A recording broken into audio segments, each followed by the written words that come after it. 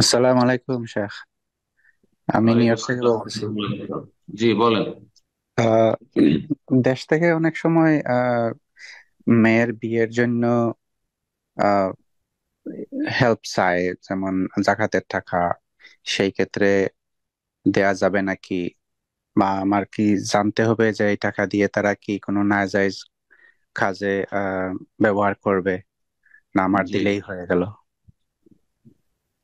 আরব দেশে বিয়ের জন্য মানুষ টাকা চাই, ছেলে চায় যে আমি বিয়েতে মোহর দিতে পারছি না, সুতরাং আমার হেল্প করে। এখানে বেশ কিছু সংস্থা আছে, তাইসিরুজ জওয়াজ, মশরু তাইসিরুজ জওয়াজ, আর বিয়েকে সহজকরণের প্রজেক্ট, এরকম বেশ কিছু প্রতিষ্ঠান আছে দাতব্য। তারা যুবকদেরকে সাহায্য করে বিয়ের জন্য, কিন্তু মেয়েদেরকে সাহায্য করতে হয়, এটা ইসলাম বিরোধী কথা। মেয়ের অভিভাবককে সাহায্য করতে হয়, এটা ইসলাম বিরোধী কথা। আর আমাদের দেশের লোকেরা ইসলাম বিরোধিতা করে, যার ফলে মেয়ে আর মেয়ের পক্ষকে সাহায্য চাইতে হচ্ছে। যৌতুক নেওয়া হারাম, যৌতুক দেওয়া হারাম। জি। সুতরাং যদি বলে মেয়ের বাবা যে আমি যৌতুক দেবো সেই জন্য আমাকে জাকাত দেন, তো হারাম। আপনার জাকাত দিলে জাকাত আদায় হবে না। কথা বোঝা গেছে? কিন্তু কোনো ছেলে, হ্যাঁ, যদি যুবক গরিব ছেলে, আমি গোনা থেকে বাঁচতে পারছি না, গোনা থেকে বাঁচার জন্য আমি বিয়ে করব, আমার মোহরের টাকা নেই, অথবা আমার একটা রুমের ব্যবস্থা নেই, একটা রুম তৈরি করব, আমাকে জাকাত দেন।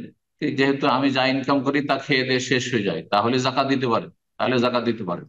হ্যাঁ, মেয়ের বাড়িতে কিছু খরচ খরচা সামান্য আছে, সেই খরচ খরচাগুলির জন্য যদি জাকাত চায় তাহলে ঠিক আছে।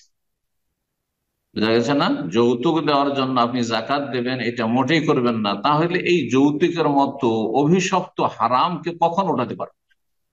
যৌতুকের প্রচলন যারা রেখেছে তারা অভিশপ্ত, যারা যৌতুক নেই তারা অভিশপ্ত।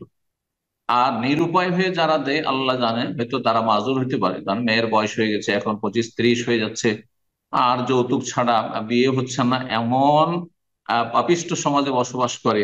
আহ, তো সেই ক্ষেত্রে হয়তো নিরুপায়, আল্লাহ তাকে মাফ করবে। কিন্তু যারা নিচ্ছে এইভাবে, ওই গরিবের কাছে বা ধনীর কাছে হোক না কেন, যৌতুক নিচ্ছে, তারা হারাম খাচ্ছে, তারা কাপুরুষ হারাম খাচ্ছে।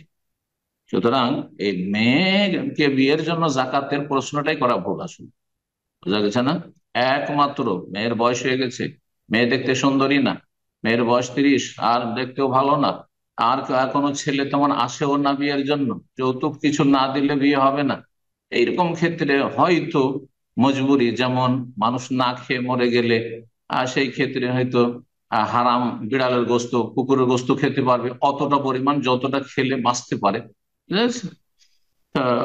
ওই রকম হইতে পারে। জি, আশা করি বুঝতে পেরেছেন।